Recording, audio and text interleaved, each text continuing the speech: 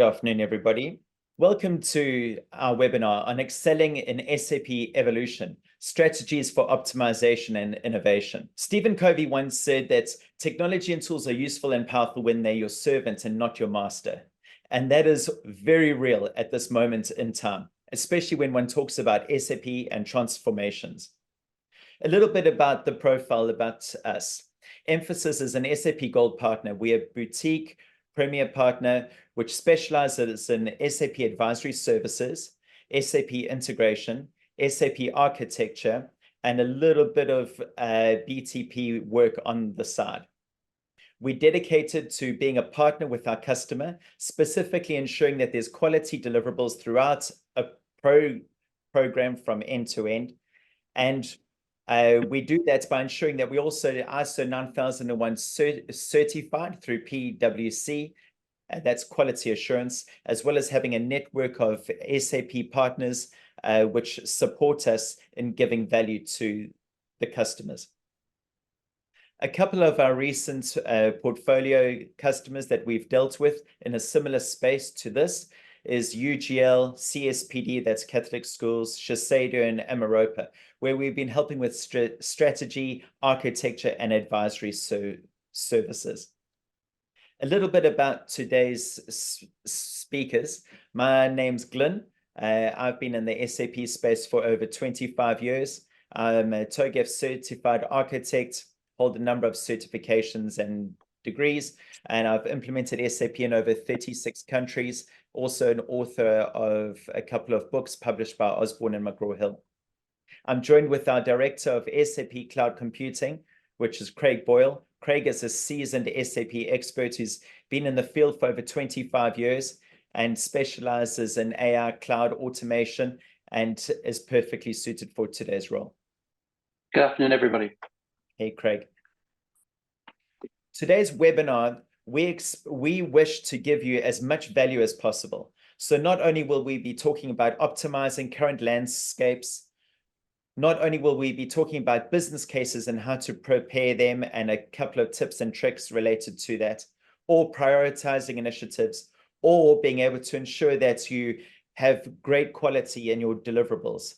But we aim to give you a couple of accelerators along the route. So we've called these out with a little star at the top corner of the screen for you to take special notes of what we might talk about. Let's jump straight into it with our first section, which is assessing and optimizing your SAP environment. Thank you, Glenn.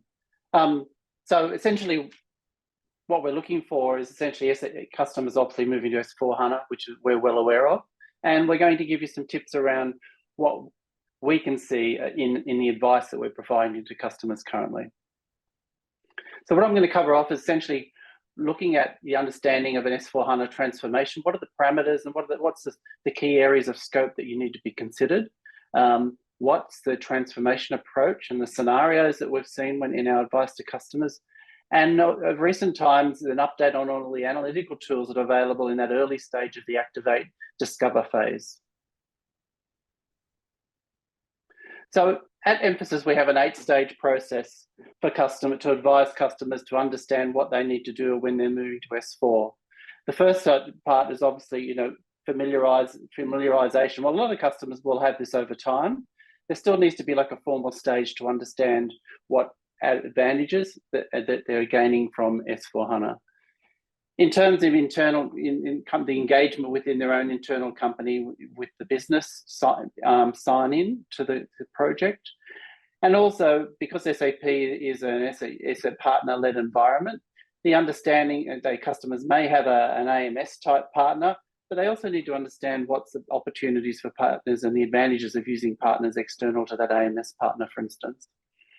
The initial assessment, essentially, customers can consider, and we'll see that in the tools in a minute, can consider some rectification work that can be done even before a transformation. And we'll talk a little bit about that in a moment. From a migration viewpoint, they also need to be able to assess what type of migration that they will undertake. And I'll show that in a slide in a minute.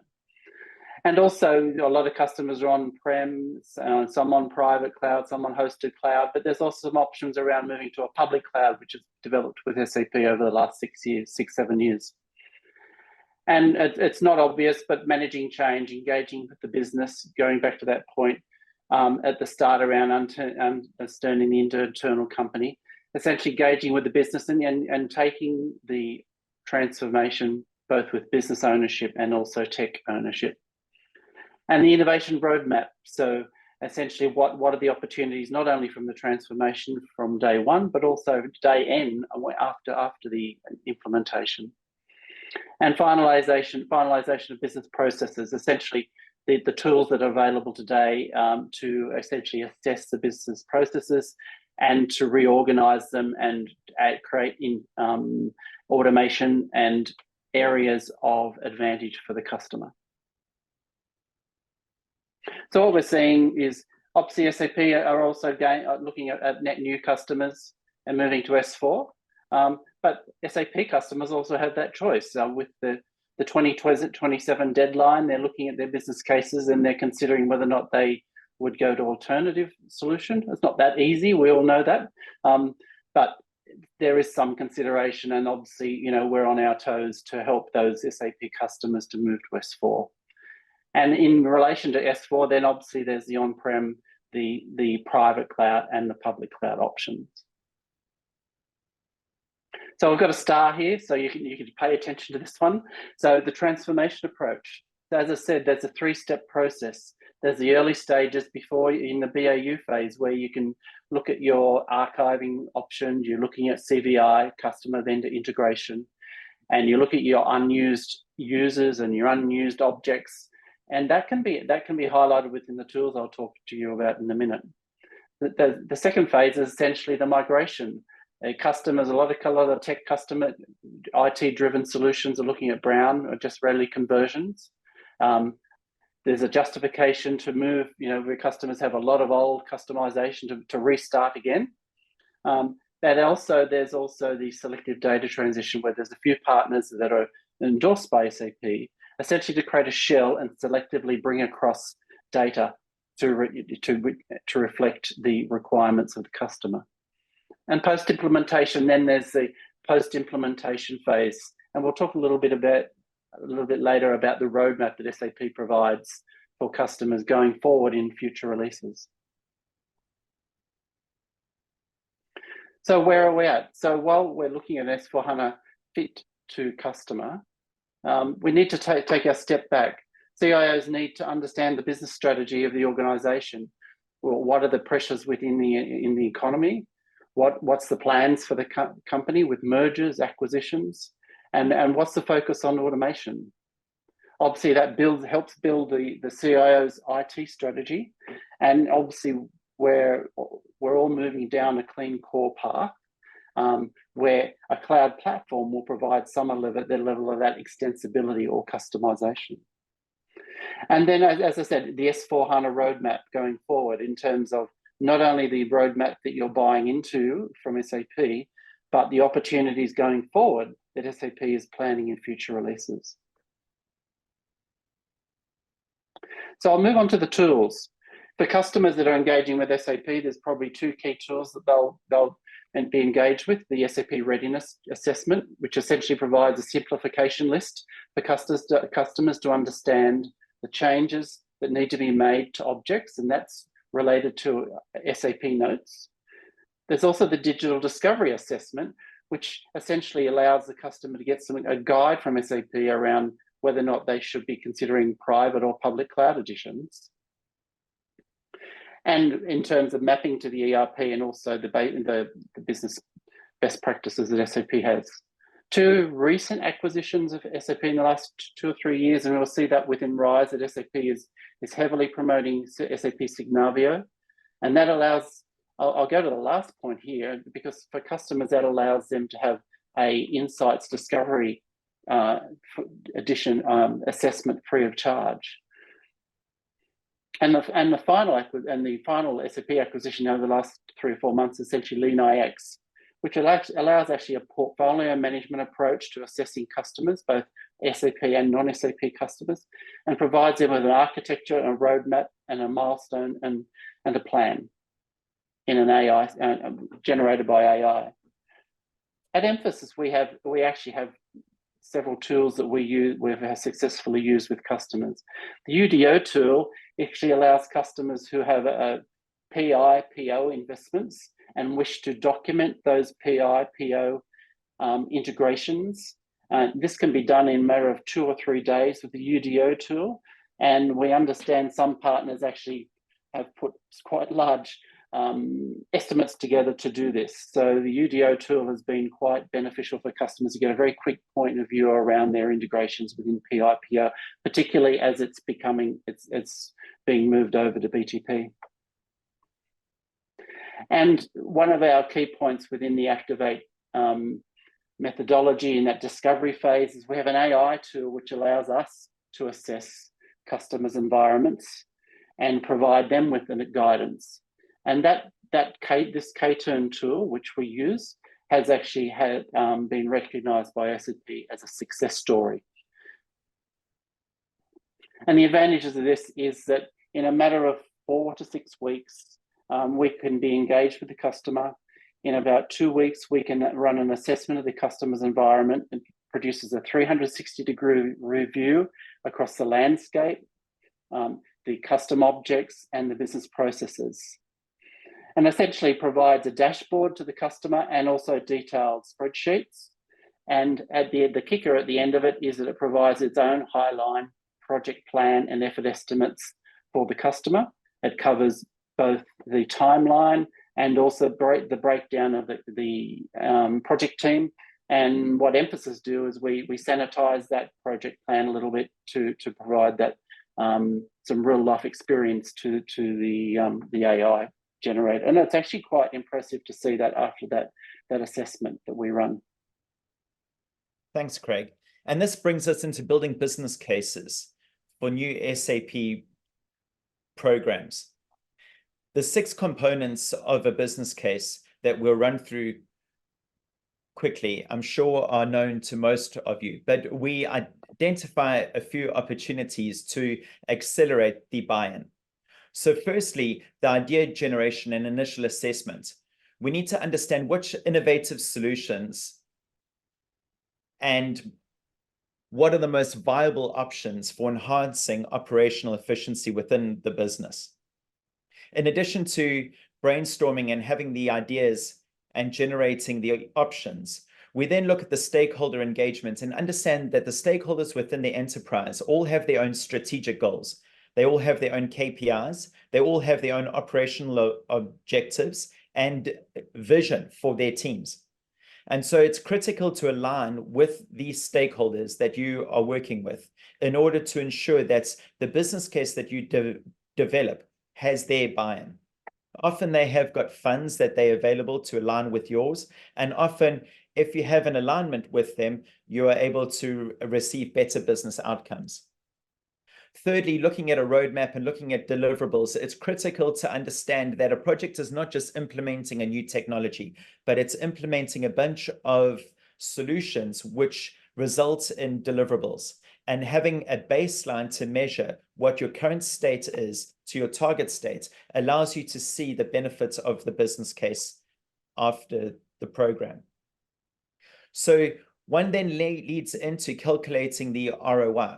And the return on investment is generally around your tangible benefits, demonstrating the potential for your SAP program to generate significant rewards and returns. However, one needs to understand that there's risk, and the risk analysis and identification and management of that risk is critical. And it depends, as we'll discuss in risk assurance and quality assurance in a couple of minutes' time. The risk assessment can be pivotal to helping you with the program being a success. And finally, securing the investment, presenting to the stakeholders, aligning with the strategic fit of the enterprise's goals, as well as the stakeholders' individual goals and individual KPIs will help you with a successful business case and the adoption of the business case. So there are a couple of components that we get. People ask us, should we be doing a business-led or a technology-led transformation. And this is a key decision. And what we have found is that whilst it is tempting to lead with a technology-led transformation within an enterprise, we find that a business-led transformation often leads with better results, where technology is seen as an enabler to the solution. And that leads us back to Stephen Covey's point when we began, is that technology should be seen as an enabler and as a servant, not necessarily a master. And it's again in the screen that you see here, is that technology plays the first violin. It leads the harmony, but it doesn't overshadow the performance. And the reason why that's important lens to have is not only understanding the stakeholder buy-in, but it's also understanding what the objectives of the enterprise are. So if you have a look at the Forbes stakeholder power interest grid on the left-hand side, I'm sure that we've all seen these in the past. And we understand that, yes, we need to have a communication plan. Yes, we've got stakeholders that we need to understand their needs and concerns. But often this is only lip service to a function which is necessary to be performed before a program takes shape. And what we have found instead is that if we define the project's objectives and scope, and we clearly define those in line with the stakeholders and the business and the strategy, we have a better outcome. So let's quickly run through. If we're looking at business process, which is a business-led transformation, business process optimization, where can we re-engineer? Where can we eliminate inefficiencies? Where can we reduce costs, improve productivity? With regards to data and governance, it doesn't need to be technology-led. Even though, yes, we improve our security, we improve our data integrity and our analysis, but we also need to support decision making and planning, which leads into a business function. And again, when it comes to technology through to the modernization of a platform, it's not just the technology modernization, but it's creating strategic roadmaps so that you can leverage the platform that you're building now in 5 years from now. What does your integration strategy look like in 5 years from now? Have you been following a blueprint which ensures you success? And then we come into the digital transformation and the innovation piece. And everybody likes to talk about this, but very few have got an actual strategic view of implementing them. And so we are going to discuss in a couple of minutes on how to implement innovation opportunities such as AI, the Internet of Things, using analytics to drive innovation. And then it leads us back into change management and user adoption. And the change doesn't get adopted unless the change management practice is in place. And if the change isn't adopted by the enterprise, then often the program is seen as a failure. Often it takes multiple months or even years, and often there's bad noise that comes out after the program. So it's important to have that change management and user adoption forefront of mind when leading into the business case. And finally, the strategic alignment and realizing the value with a before state and an after. So this leads us into ROI.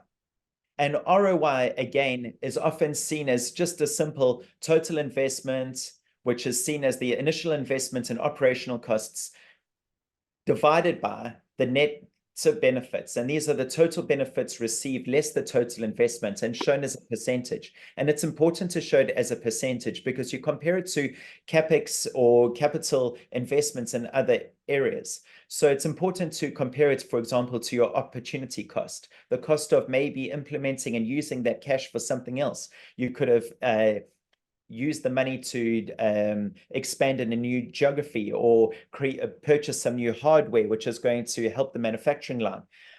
But as we see with this blue star on the right-hand side, there's a couple of accelerators here and things for you to take note that often people forget about when driving a business case. One is the return on innovation. ROI, yes, return on investment, but return on innovation. You need to also look at the ongoing enhancements and efficiencies that you can have. In addition to that, people say, well, you cannot use intangible benefits inside a business case, but we beg to differ. Intangible benefits can be realized. And so if you create a before state and an after state, and you compare the two states, you're able to see an incremental change. The delta is either positive or negative. An example of an intangible benefit could be employee satisfaction, or employee sentiment, or even an organizational model, which allows you to communicate differently or more effectively, or align your staff with KPIs within the business. And finally, the time frame. Often SAP implementations are large-scale programs that yield results over multiple years. So it's important to understand the ROI over a larger period of time. Thanks, Glenn. So a lot of customers, obviously, we've seen issues where we've delivered on, IT's delivered on projects and we've bitten off too much, and there's been issues with success of the program. We're just going to talk a little bit about that, how we prioritize. So as we stand back in terms of the business case, there might be a whole set of parameters that we need to understand that we're going to sell to the business around, as you can see, real-time analytics right down to scalability. But from an IT viewpoint, we're also setting up the system for the future with a clean core, which is different to what a lot of SAP people have been used to, and essentially levels of extensibility ending in BTP, where essentially you've got that cloud platform and software as a service. And on the right-hand side, obviously, we're moving CapEx into OpEx, and to some extent, some of those internal OpExes are also being covered by the hyperscaler in terms of the cloud. So what I was going to do is start on the left-hand side with simplification and categorize the types of objectives that you have within S4HANA program. So as I said before, the simplification is essentially looking at how we can simplify the existing ECC system ready for S4 around custom objects, archiving, preparing for test automation as well. And essentially, as we move around the circle, process transformation, so we're using our tools to assess our processes, we're engaging with the business, and we're looking at inefficiencies in business processes and opportunities to reorganize processes and automate them.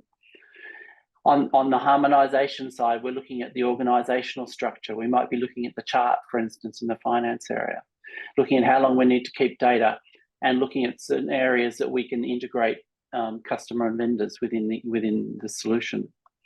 We're also getting understanding in terms of what solution replacements, warehouse management, EWM. We know BPC is being replaced by SAP Analytics Cloud. And as I say, other software as a service options that are available in the SAP stable around integrated business planning, Concur and Ariba, and obviously outside as well. And then in terms of the architecture, we're moving to cloud, and we're getting an understanding for the issues or the opportunities around moving to private versus moving to a fit to standard public cloud, which can be used by 1,000 customers, the same software, and which is delivered every 6 months. And then in terms, as I say, on the clean core around SAP BTP as well. So what we've done is essentially come up with a weighting and priority in a survey model around identifying initiatives, weighting them, and rating them. So we've got a mocked up example here where we've looked at a number of initiatives from field sales, process analytical platforms, down to implementing new CRM.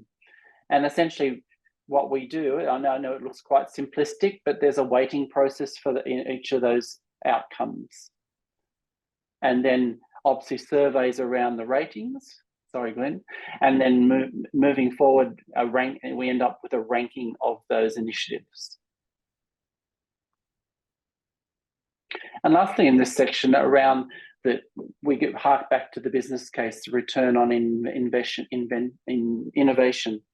and essentially looking at the metrics we need to be considering, as Glenn said, the intangible metrics around the brand value, employee satisfaction, social media mining, the financial metrics around what revenue opportunities there is for the deliverable of the transformation, market metrics around market share and gaining more customers, getting greater access to customers by internal improved business processes.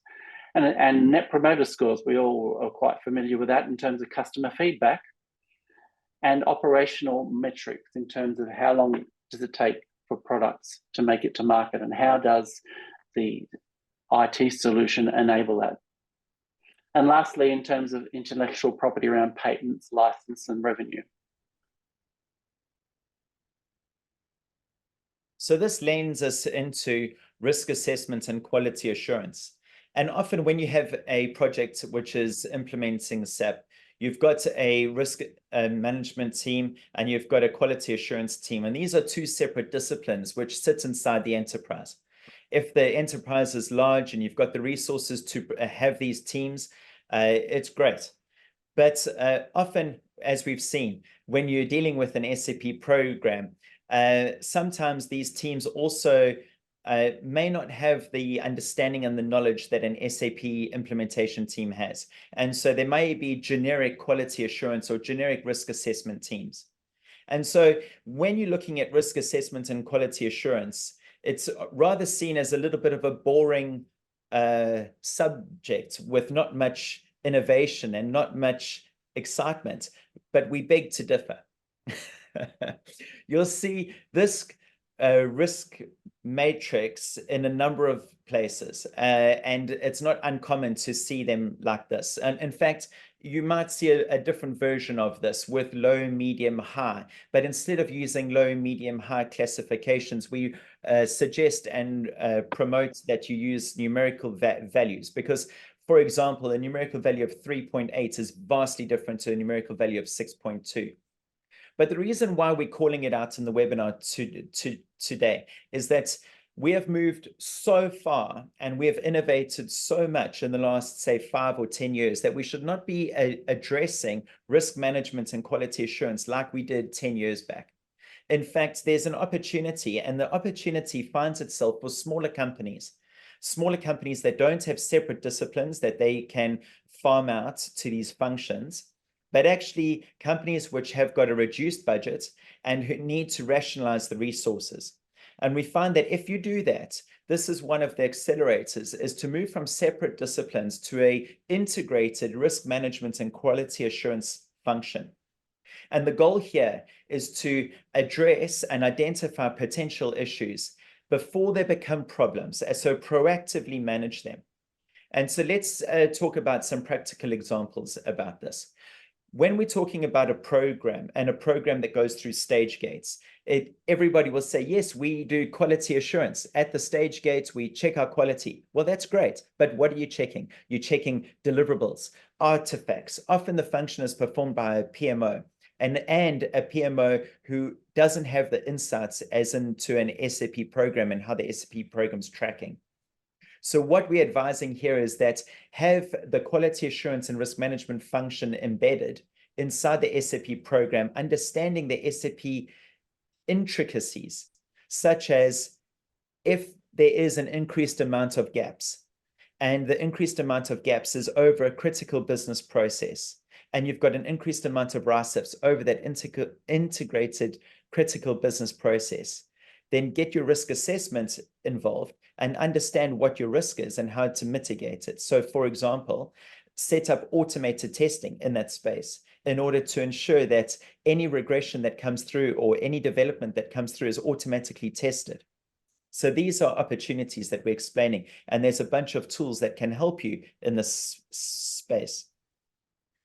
So by integrating the risk management and quality assurance function, you have a unified framework which is used to ensure that at each stage gate, not only are you doing the quality assurance checks with the deliverables and the artifacts, but you're also assessing risks such as budget, cost, scope overruns, business buy-in, change management. All of those are being identified and being dealt with. You're able to share the data across the disciplines, giving insights that both teams need, and in fact, even the program needs. And yes, you're doing an implementation now, and you're doing a large S4 transformation now, but in a couple of months or a couple of years or next year, you're going to be doing an upgrade or you're going to be doing a change. And so the more that you learn from these lessons and method of working, you're able to improve your delivery from end to end. So let's look at a number of benefits to integrating the quality assurance and risk management function. And let's take, for example, we'll just choose one of these on the screen, enhanced system reliability. So by focusing on quality assurance throughout the program, the final system is more reliable, stable, reducing downtime and support costs. Now, you might say, well, how's that possible? Well, we'll show you some tools that if you implement the tools as the project is taking shape, by the time the project goes live, you've got autonomous testing with RPA so that you have less resource burden on your BAU. You have less calls for support, less project downtime. You have a more stable platform and a more stable system because you're proactively catching your problems before they actually reach the user. So what does SAP have in this space that can assist you? So some tools and methodologies that SAP have in this space are, they've got the Activate methodology for a program that you are going to use. So when you're moving, for example, from ECC to S4, there are a number of Activate methodologies that you can follow, which are brilliant. Nice deliverables, nice actions, differentiation of work to teams, very good methodology. In addition to that, SAP Cloud ALM, which is going to be replacing Solman, is available. And Solman, by the way, yes, it should be expiring end of 2027 with extended maintenance to 2030. That extended maintenance, I believe, has just been announced to be free until 2030, which is great. But there's also SAP Focused Run, which is designed for businesses that need a high volume system and application monitoring. In addition to these standard SAP tools, Emphasis partners with a number of leading niche tools and providers around the world. And so we've called out a couple of them here that can help you in your program. One of them specifically is INT4. What a phenomenal tool set. So the INT4 team have developed a way to automate your integration testing. And so they simulate your third-party legacy systems. And it's not uncommon for a business to have 100 legacy systems or 100 third-party vendors that they integrate with. But you know how difficult it is to stand up all those integrations and to test them methodically, to run through SIT, then to think about having dual project landscapes and multiple suites of testing. And then you talk about the regression that you can have from one project landscape to another one. All of a sudden, if you don't automate your integration testing, you land up with two teams doing work and double the cost and double the regression and double the change. So what INT4 does is that they virtualize the systems and they automate the testing every single interface. And even after you go live, you can have continuous testing of your SAP environment every single night, or every single minute. So you go to sleep, you wake up in the morning, and all your integrations have been tested with the development that's been pushed through the system in the last hour or the last day. And so instead of having to proactively engage people to test things, you're able to identify any integration which has failed because of a mapping rule change or because there's a field that's been changed and there's an unexpected impact inside the quality system. So it allows you to remediate that. So in addition to INT4, another one which is a phenomenal tool is Basis. Basis Technologies have a fantastic tool called Active Control. And here we see a quote by Procter & Gamble as one of the customers who've said that they don't even believe they would be able to approach the implementation without Active Control being in the arsenal. And the reason for that is Active Control improves the managing of change throughout the enterprise. So it produces 70% less risk, avoiding your business disruption and your delays. It improves 95% more efficient, eliminating all that manual work and the regression. Fantastic tool. So in summary, how does Emphasis help you with the Activate methodology and the program that's in front of you now? In the discover phase, if we follow the activate methodology, which has got 6 phases, in the discover phase, we run advanced AI tools to prepare your fact-based approach to the program that's in front of you. We don't estimate things, and we don't imagine scenarios. Everything is fact-based. How many custom objects do you have? What are your business processes? What are your critical business processes, according to what your users have been saying? And then we look at what can you archive? What can you keep? What are your opportunities?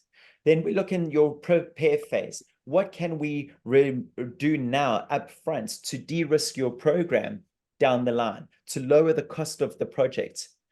What can we do in the explore phase to analyze and run fit to standard and ensure that you've got the robust architecture using Lean IX, and understand that you've got an architecture which is reliable and dependable, that you can create multiple roadmaps and multiple scenarios and what-if scenarios. It also keeps you honest and keeps the program honest with deliverables. How many times do you enter a project, and one of the key business case drivers is to switch off a legacy system or to move off of a legacy technology, and yet when you get into the program, there's 1 or 2 excuses as to the reason why that can't be done. Well, by using a structured architecture roadmap with clear deliverables, you're able to implement your risk assessment and quality assurance at your stage gates and ensure that you are meeting your deliverables in line with your business case, ensuring that the stakeholders get the buy-in. So in the realization phase, we also help with proving and building strategic integration landscapes. We help by automating the testing to ensure that you can have reduced resources and you can have improved quality. We also help in the deployment phase by managing change and ensuring that you've got quality change throughout. And finally, in the run phase, we improve and we innovate in line with the architectural roadmaps and in line with the business strategy. So we want to thank you this morning for attending the webinar. We hope that you found some fantastic accelerators to help you on your S4HANA journey that you are facing. There's definitely opportunities for innovation. There's definitely opportunities for optimizing. And if you have any questions, please feel free to reach out and keep in touch. Thank you. I believe we may have a couple of questions. Angelica, thank you. So one of the questions is, how much is the license fee for Udo and how long does it take to implement? The license fee is I don't know if I should or shouldn't be sharing it in front of a webinar, but it's very inexpensive. So we've seen SAP partners come in and quote 1 day or half a day to document an interface. With Udo, you are able to document every single interface in PIPO instantly in 1 day on a template, a Word document template that your business uses. The pricing is per platform, and I think it was round about 15,000 American dollars a license, something like that. It's totally insignificant if you're comparing 700 interfaces which you need to document. How long does assessment take with K-Tune? Do you want to take that one, Craig? We got 2 minutes left. Yes. So essentially, there's a link that needs to be set up to the customers, essentially a copy of the customer's production system. And the actual assessment takes about 5 to 6 days. And then a report is generated. And what we do is then we come in and review that report and present that back to the customer. So it's probably about a 4-week assignment. We've actually we've been compared to SAP, the SAP's own assessment for the customer as well. And the advantage of the content that is created through that assessment is that when the customer moves into the preparation phase, they have a lot of information around a lot of the unused objects, user IDs, etc., that they can clean up the system in their initial stages of their transformation. Excellent. Thank you, Craig. And that ends the webinar. We're excited to partner with you. And as we say, we're not an SI implementation partner. We are a partner with the customer. We sit with the customer, ensuring that you have the right quality assurance, the right architecture, and the right governance and support to ensure that your S4HANA program is a success. We look forward to talking with you. Thank you. Thank you, everybody.